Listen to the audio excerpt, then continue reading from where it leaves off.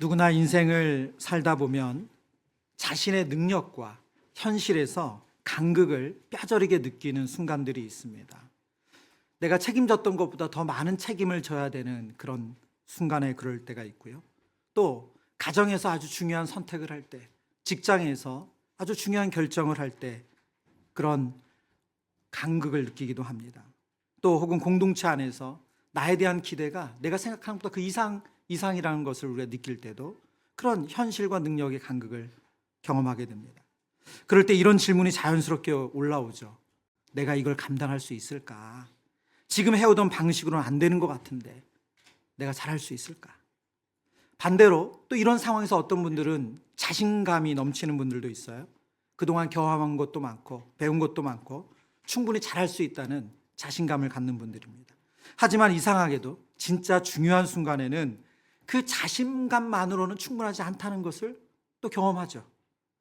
그럴 때 우리 안에 다양한 반응들이 있는데 그 중에 하나는 두려움입니다. 아, 나 적당한 사람 아니야. 내가 할 수 없어. 그래서 회피, 도망가는 거죠. 그리고 반대로 과잉된 자기 확신을 갖는 분들도 있어요. 그런데 이 모든 반응의 중심에는 공통점이 하나 있습니다. 그것은 바로 나는 이 자리에 적합한 사람인가 하는 거예요. 내가 이 자리에 적합한 사람인가. 심지어 저는 우리 가정을 신방하면서 어떤 우리 어머니들은 내가 엄마로서 적합하나?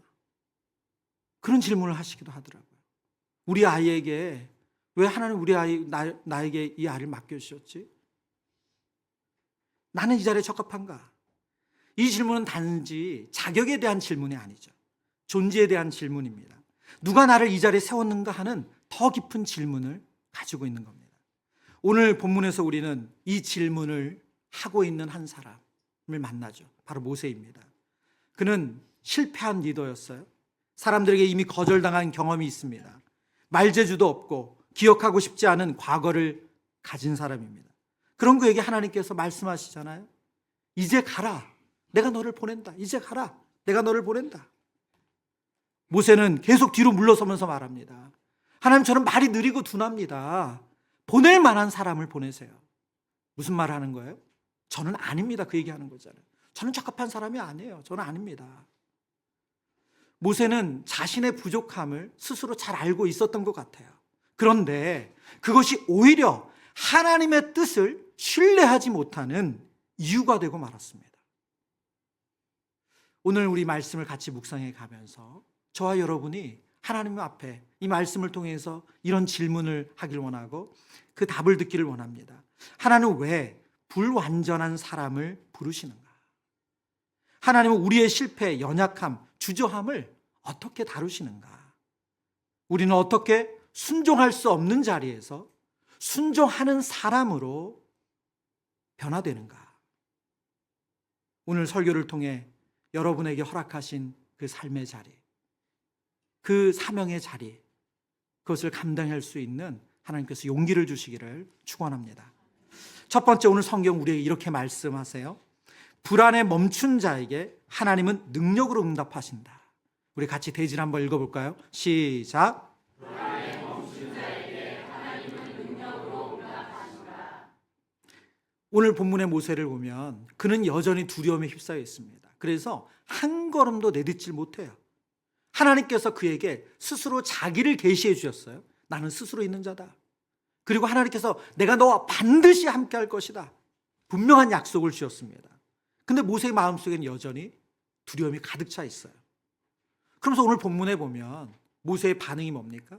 다시 하나님의 부르심에 대해서 거절하는 거죠. 뭐라고 거절해요? 이렇게 말하죠. 그들이 나를 믿지 않을 것입니다. 내 말을 듣지 않을 거예요.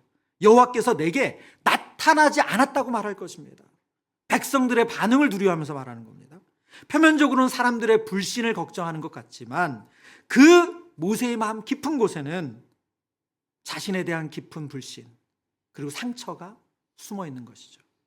모세는 이미 한번 실패를 대차게 한 사람이에요. 자신의 백성들을 구원하겠다고 스스로 생각해서 젊은 시절에 의욕적으로 일을 해봤습니다. 그러나 돌아온 것은 사람들의 거절이었고 비웃음이었습니다.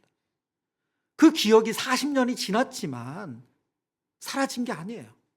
여전히 그 기억이 남아서 그를 붙잡고 있습니다.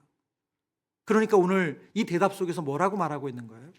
또다시 거절당하면 어떡하지? 이번에도 그들이 나를 믿지 않으면 어떡하지? 하나님 나를 보내셨다고 하는데 그 백성이 나를 또 거절하면 어떡하지? 모세의 눈에는 하나님의 약속보다 자신이 예상하는 부정적인 미래가 더 현실적인 거예요. 그 두려움이 믿음을 압도해버렸어요. 여러분, 우리도 그럴 때가 있지 않습니까?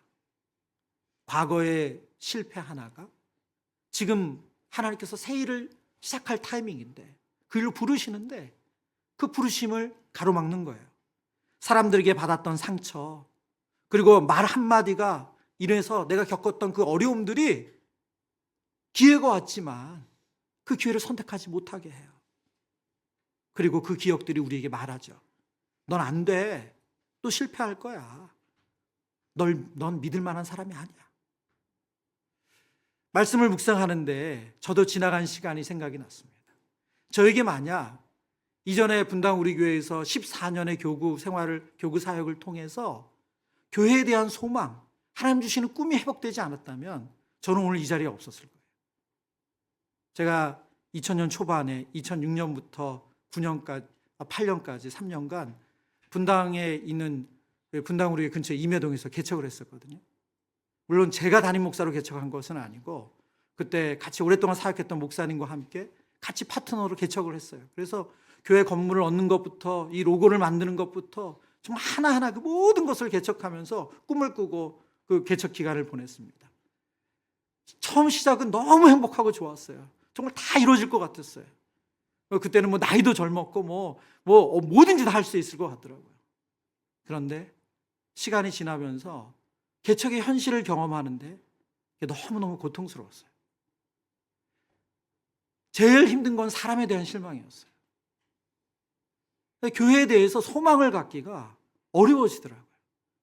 그래서 그 교회를 내려놓을 즈음에는 정말 이 땅에 교회가 소망이 있나? 사실 그런 너무 어두운 마음이 제 안에 가득 차 있었어요. 근데 지난 사역을 통해서 하나님께서 그것을 만져주셔서 오늘 제가 이 자리에 있습니다.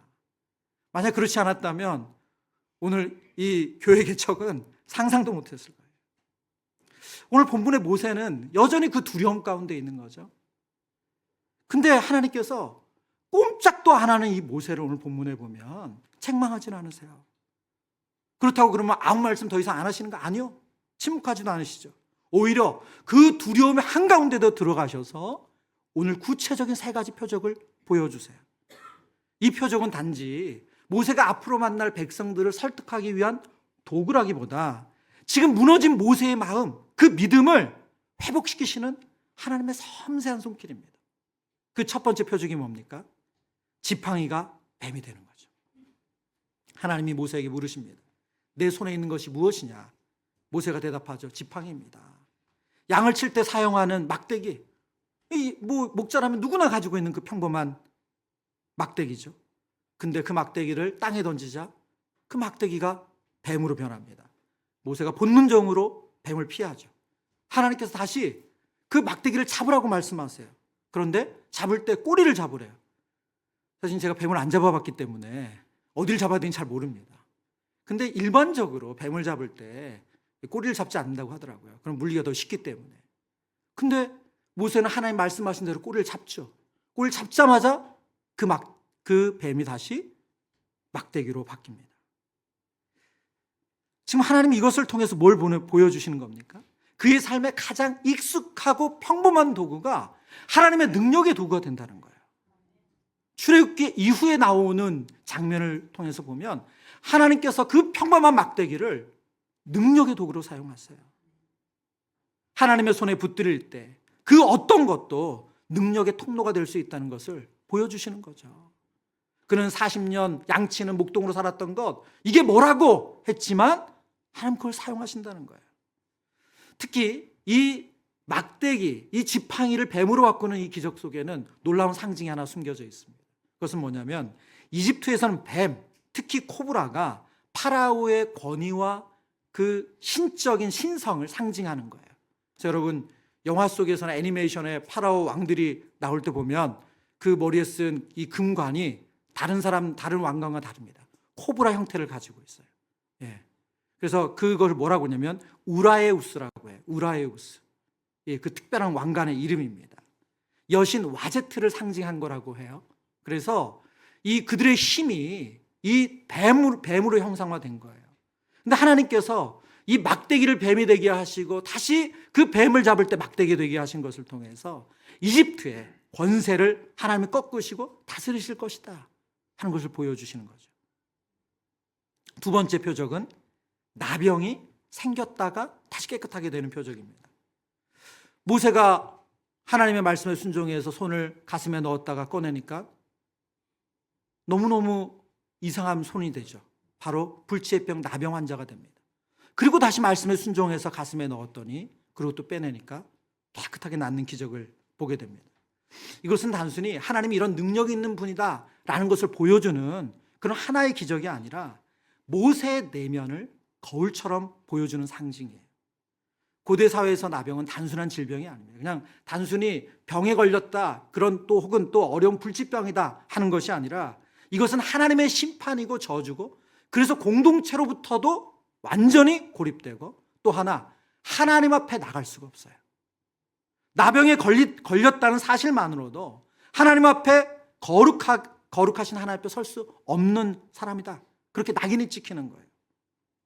만약에 하나님 앞에서 모세의 무가치함과 부적절함을 가장 잘 보여주는 장면이 있다면 바로 모세의 손이 나병 환자의 손이 된 거예요. 그럼 모세가 하나님 앞에 설 수 없는 사람, 도저히 하나님 쓸 수 없는 사람, 그것을 보여주는 장면이 모세의 손이 나병 환자가 된 겁니다. 근데 그게 끝이 아니죠. 하나님은 그 나병 들린 모세의 손을 깨끗하게 치유하셨습니다. 무엇을 보여주시는 겁니까? 하나님은 우리를 회복시키셔서 우리를 치유하셔서 사용하시는 분이시라는 거예요. 내가 고치면 너의 그 상한 마음도, 너의 그 무너진 마음도, 너의 그 두려운 마음도 나는 고쳐서 사용할 수 있어. 이 표적은 회복의 예고입니다. 자격 없다고 느끼는 사람을 그 자격 없음 속에서 회복시키시고 사용하시는 하나님의 선언이에요. 그리고 이 앞에 두 기적으로도 이스라엘 백성들이 너를 믿지 않는다면 마지막 이 표적을 보이라고 말씀하시죠. 그 표적은 바로 나일강의 물을 떠서 땅에 쏟으라는 거예요. 그러면 그것이 강물이 아니라 피가 되게 하겠다라는 기적입니다. 이집트에서 가장 이집트를 상징하는 자연이 있다면 바로 나일강이에요. 왜냐하면 대부분의 사막인 많은 그 땅에 이 나일강을 통해서 그들은 풍요를 누렸기 때문에 그렇습니다. 그래서 대부분의 도시들이 이 나일 강변을 따라서 형성이 돼요. 나일강은 이집트 문명의 근간이고 그리고 그들은 신처럼 여겼습니다. 그런데 그 강이 피가 된다는 것은 하나님께서 이집트의 질서, 그들의 신, 그들의 생명줄을 흔들 수 있는 주권자다. 그걸 보여주는 기적이죠. 그리고 이 마지막 기적을 통해서 단순히 이스라엘 백성만이 하나님이 아니시고 모든 자연 만물을 통치하시고 다스리시는 온 우주의 하나님 되신다 하는 것이 이 나일강을 피로 바꾸는 기적입니다.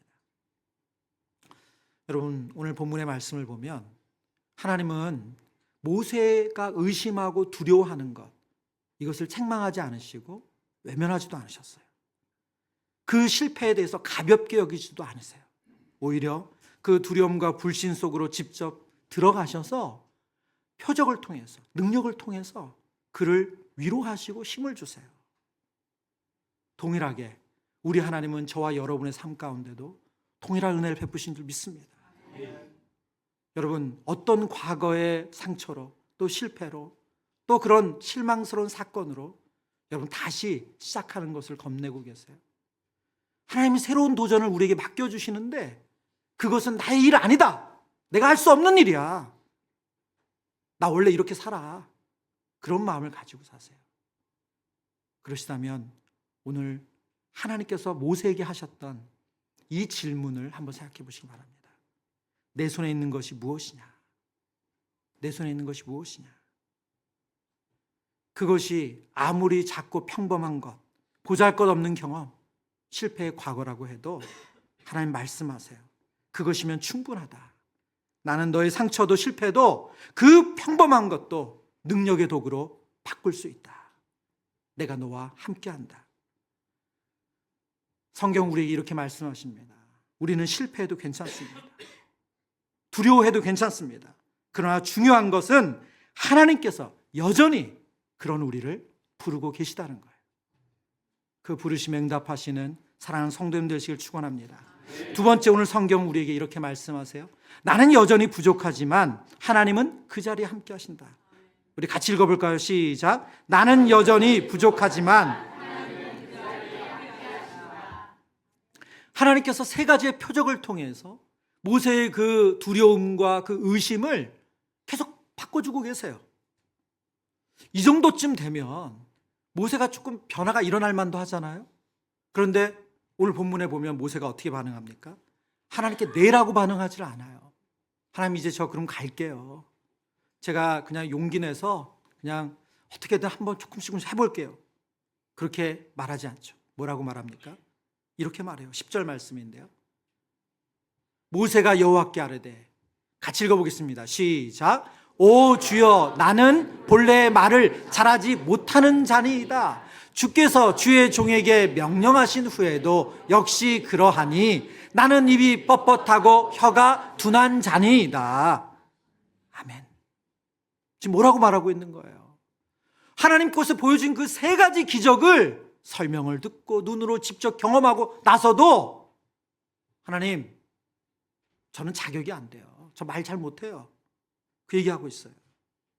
모세가 오늘 말한 이 내용을 조금 더 이 원어적인 의미를 가지고 설명해 보면, 첫 번째, 입이 뻣뻣하다는 것은 입이 무겁다라고는 표현이거든요.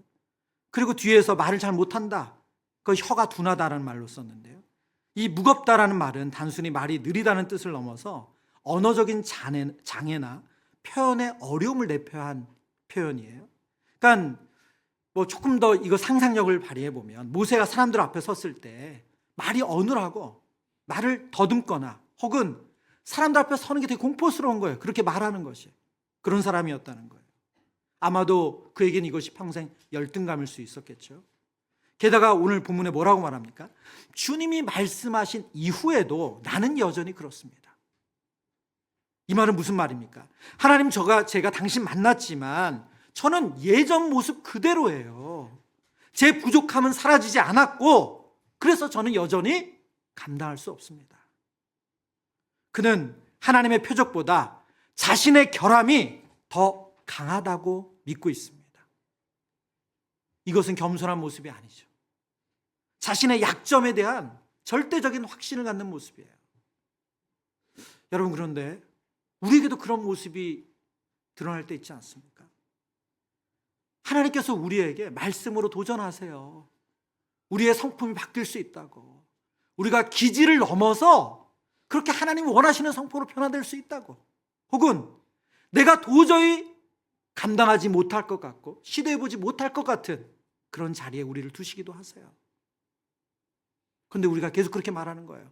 하나님, 전 안 바뀌어요. 하나님의 능력보다 제 안 바뀌는 게 더 확실해요. 여러분, 지금 그 얘기를 하는 거예요. 하나님조차 내 한계를 넘어서지 못할 거예요. 우리는 하나님보다 나 자신을 더 잘한다고 믿고 하나님의 약속보다 내 한계를 더 신뢰할 때가 있습니다. 이게 바로 모세의 상태예요. 그런 모세에게 하나님 어떻게 답하십니까? 단호하지만 아주 자비하심으로 대하세요. 11절 말씀인데, 11절. 여호와께서 그에게 이르시되 누가 사람의 입을 지었느냐? 누가 말 못하는 자나 못 듣는 자나 눈 밝은 자나 맹인이 되게 하였느냐? 나 여호와가 아니냐? 이 말씀은 무슨 뜻입니까? 하나님께서 창조주로서 자기 선언을 하시는 거예요. 하나님 지금 모세의 시선을 바꾸고 계신 거예요. 말 더듬는 거, 사람들 앞에 서서 벌벌 떠는 거, 그 자신의 연약함과 자신의 안 되는 거에 집중하는 모세에게 지금 무슨 얘기하시는 거예요? 문제는 너가 가지고 있는 연약함이나 그 능력이 아니라 너를 지으신 이가 누구냐 하는 거야. 너를 부르신 이가 누구냐 하는 거야. 너를 사용하신 분이 누구냐 하는 거야. 그리고 이어서 하나님께서 말씀하세요. 이 말씀을 보면 출애굽기 3장에 하나님께서 모세 앞에서 사람들에게 하나님을 누구라고 얘기할까요? 그때 하나님께서 나는 스스로 있는 자다 라고 말씀하셨잖아요. 에이에, 아세르 에이에라고 말씀하셨죠. 근데 오늘 본문에는 어떻게 쓰셨냐면 에이에 임피카라는 단어를 썼는데, 왜 제가 이 히브리어를 계속 쓰냐면 이것이 하나님께서 또다시 자신을 계시하시는 거예요. 근데 하나님을 계시하시는 이 방법이 모세가 말을 못한다는 그 연약함을 가지고 하나님 자신을 계시하세요. 내가 너의 입과 함께 있으리라. 전능하신 하나님이 모세의 입에 거하시겠다고 말씀하세요. 여러분, 여기서 중요한 포인트가 하나 있습니다. 하나님께서 모세의 말 더듬는 것을 고쳐주신다고 약속하지 않으셨어요. 그럴 수 있는 능력이 있으시잖아요. 근데 하나님 그렇게 말씀하지 않으셨어요. 그 연약한 입술 그대로 그와 함께 하겠다고 말씀하셨어요. 모세의 말 못함은 단지 기능의 문제가 아니라 자신에 대한 뿌리 깊은 수치심과 무력함의 표현이었습니다. 그는 그 약점으로 평생 살아왔고 그 약점이 하나님의 부르심을 막고 있었어요. 하지만 하나님 분명하게 말씀하세요. 나 너의 약점 모르지 않아. 잘 알고 있어. 그럼에도 불구하고 내가 너의 그 연약한 입과 항상 함께 할 거야. 하나님께서 우리의 연약함을 다 아세요. 우리의 부족함을 다 아세요. 그런 우리와 함께 하셔서 그 일을 감당하게 하시겠다 말씀하십니다. 하나님은 그것을 보지 않으세요. 그리고 그 약함을 피하지도 고치기만을 기다리시지도 않으십니다. 그 약함 속에서 우리와 함께 하신 줄 믿습니다. 세 번째, 오늘 성경 우리에게 이렇게 약속하십니다. 내가 물러서도 하나님은 여전히 나를 부르신다. 내가 물러서도 하나님은 여전히 나를 부르신다. 우리 같이 한번 읽어볼까요? 내가 물러서도 하나님은 여전히 나를 부르신다. 여러분, 하나님께서 이 정도로 친절하게 설명해 주셨으면 이제는 조금 마음이 열 때가 되지 않았을까요? 모세가? 근데 오늘 본문 우리가 결론을 너무 잘 알다 보니까 모세가 13절에 뭐라고 말합니까? 우리 13절 말씀 볼까요? 본문 13절. 모세가 뭐라고 대답하고 있어요? 오 주여, 보낼 만한 자를 보내소서. 그동안은 핑계를 댔다면 이제 핑계마다 하나님 다 대처를 하셨어. 대안을 주셨어. 그러니까 이제 뭐라고 하는 거예요? 하나님 그냥 저 안 할래요. 그 얘기 하는 거예요. 하나님 저 안 할래요. 이 히브리 원문의 의미를 그대로 좀 의미를 살려 번역하면 당신이 보내고 싶은 사람 누구든지 보내십시오. 저 말고 아무나 보내라는 거예요. 그러나 저는 아니에요. 그 얘기하고 있어요. 여기서 하나님께서 어떻게 반응하세요? 오늘 본문에 보면 하나님께서 진노하시죠. 14절 말씀인데요. 14절. 여호와께서 모세를 향하여 노하여 이르시되, 진노하세요. 그러면 여기서 하나님이 노하시는 건 그동안 참고 참았다가 감정을 폭발하시는 건가요? 아니요. 하나님 감정을 폭발하는 그런 인간적인 분노를 내시는 게 아니죠. 이 진노는 어떤 진노입니까? 바로 모세가 하나님의 성품과 주권까지도 신뢰하지 않는 불신앙에 대한 하나님의 진노예요. 의로운 반응이죠. 하나님은 우리에게 자유를 주셨습니다. 그 자유를 하나님은 우리가 잘 사용하길 바라세요. 그런데 그 자유로 끝없이 거절할 수 있게 내버려 두시지는 않습니다. 하나님의 사랑이 지속적으로 외면당할 때 그 사랑은 경고가 되고 오늘 본문처럼 진노로 표현되어져요. 근데 놀라운 것은 바로 그 다음 장면입니다. 하나님이 진노하셨는데 그 진노의 내용 속에 이렇게 말씀하세요. 14절인데요. 14절 우리 한 번 더 같이 읽습니다. 여호와께서 모세를 향하여 노하여 이르시되,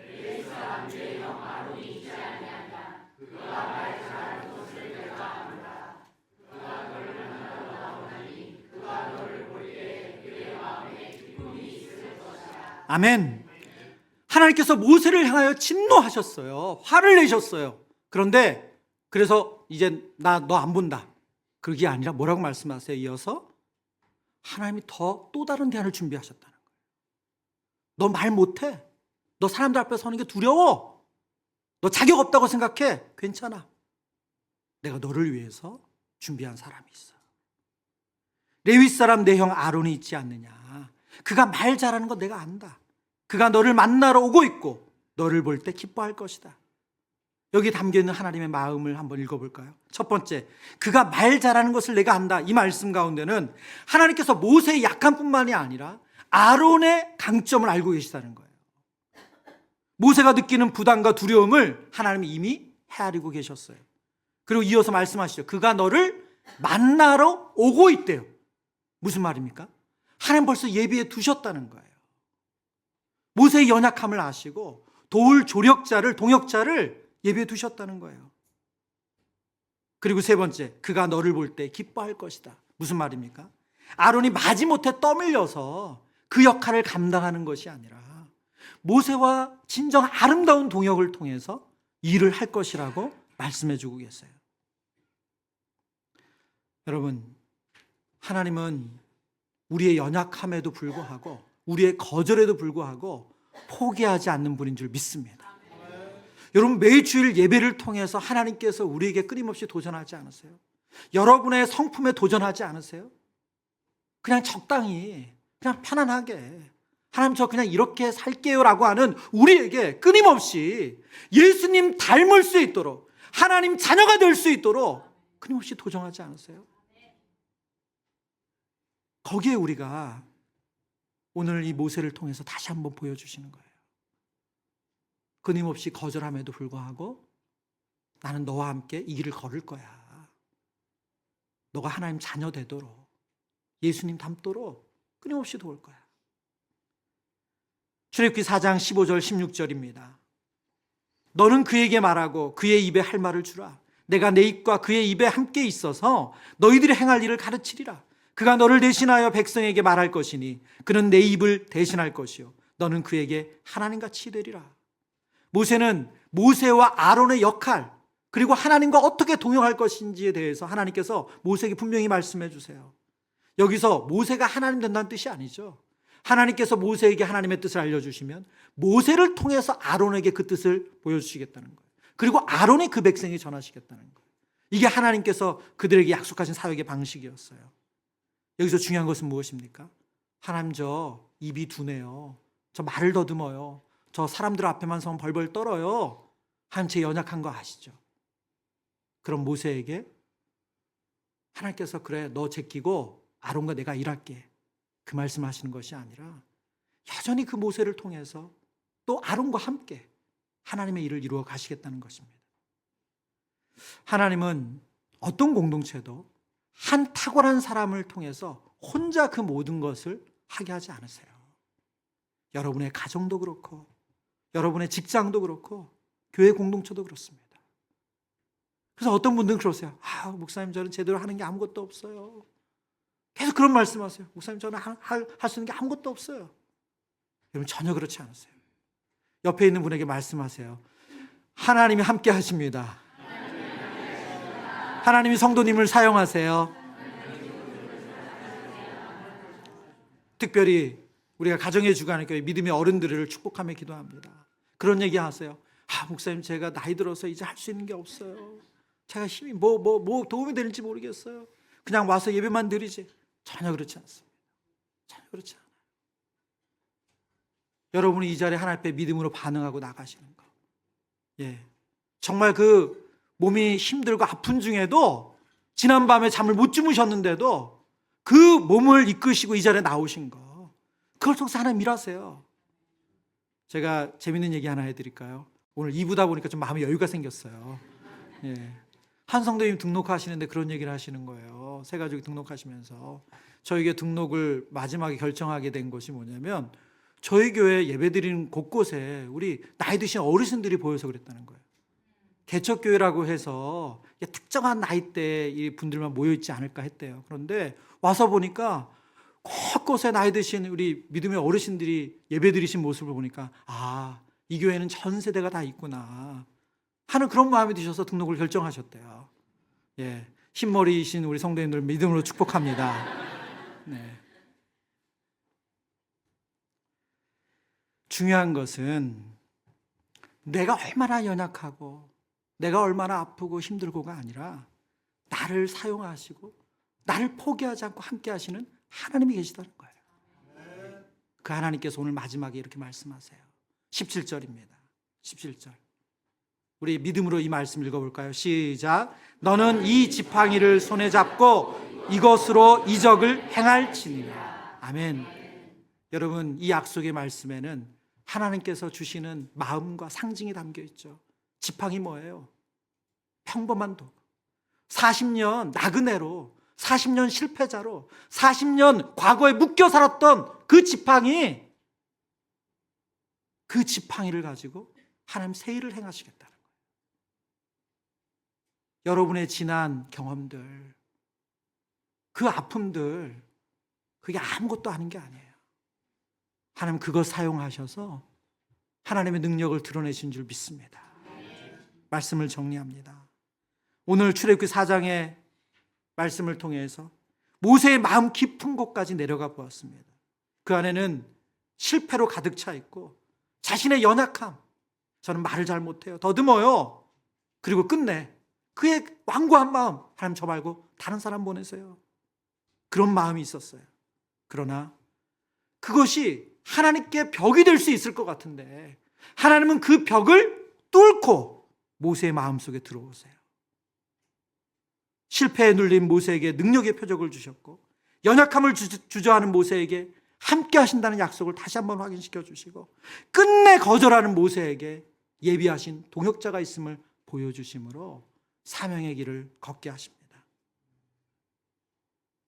모세의 불순종, 그 불순종도 하나님은 불순종을 뛰어넘어서 모세를 하나님과 동행할 수 있도록 도우세요. 물론 불순종이 아름다운 거 아닙니다.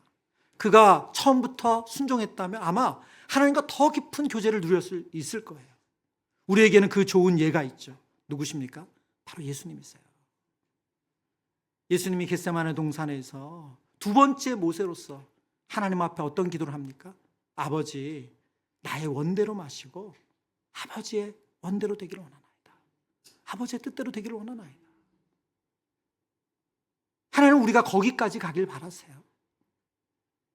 우리 사랑하는 성도님들의 삶이 하나님과 동행하는 삶으로 어떤 아픔, 어떤 실패, 어떤 연약함이 있든지 하나님이 여러분을 통해서 일하길 원하신다는 것을 믿음의 눈으로 보시길 축복합니다.